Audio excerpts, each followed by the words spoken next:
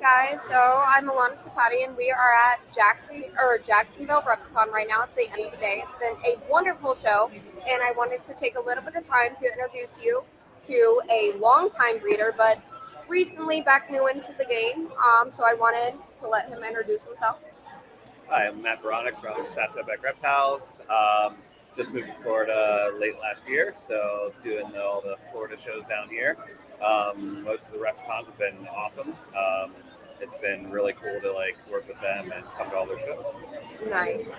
So what actually brought you back to Repticons? Because I know you were out of breeding for a while. What brought you back? I know you said you had 600 eggs right now. Yeah, so right now there's probably 200 some babies on the ground, and well, actually closer to 300, and then about 600 eggs. I was out of breeding leopard geckos for a few years, and then decided to come back with some people being like, "Hey, you should do this again." Yeah. And then did a podcast, and that kind of really got me into got you back into it. Yeah, awesome, very cool. Yeah. So we have a little gift here right now, one of his special babies. Why don't you go ahead and show this guy off and tell us a little bit about this one? Well, this one's just a Tremper albino that I brought. That's pretty nice. I do work with a lot of what's called the Joker Project, which is basically a animal that has a red stripe down its back with kind of lavenderish sides and stuff like that. Cool. So for people who aren't aware of what the Joker Project is that a line bred thing, or is that something that is genetically done? It is a line bred trait. A bunch of line bred traits, I should say. Okay. And it basically is the Clown Project, which I originated 10 years ago, kind of reborn and revisited a little bit with some new genetics mixed in there. So in regards to that, so you have started your own line. You started the Clown line, and then you started the Joker Project. Yep.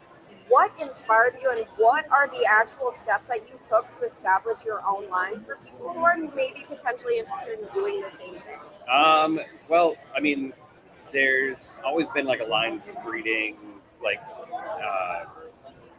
situation, if you would, in a lot of the stuff that I do. But I also did a lot with genetic combinations and stuff like that. But line breeding has always been one of those things that I really love to do. It started with the G Project, and it was basically a full carrot tail animal that's kind of oranged out. Okay. And then from there, I wanted to whack up the pattern, and that's where the Clown kind of came from. And then from there, it's just the Joker is kind of renamed just because I wanted to. The Clown name kind of got kind of messed up a little bit. Muddled. Yeah, a little muddled. So I wanted to rename it and really bring back the vibrant colors and the crazy pattern to it as well. Nice. So basically, in regards of line breeding, then it's hand selecting specific individuals that fit the traits of what you're trying to do. Exactly. And with leopard geckos, it's a lot about layering. Some colors will do better on top of other colors. Okay. And then little guy back there. So a lot of times whenever you try to mix orange in with things, it'll overpower everything, the lavenders and stuff like that. So it's actually hard to get an orange stripe on the animal and still keep those lavender sides.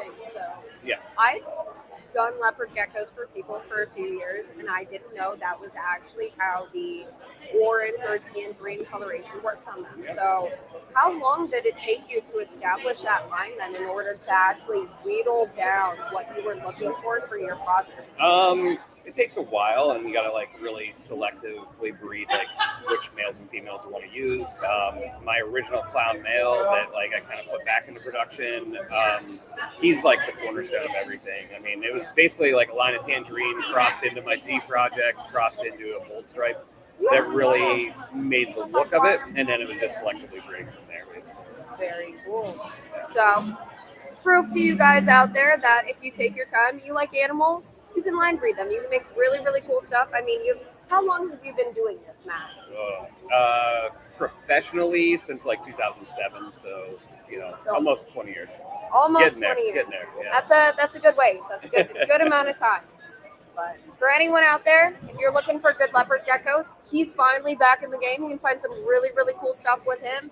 And anyone looking to do their own line bred traits and stuff like that, He gave a wonderful explanation of how you can go ahead and do that.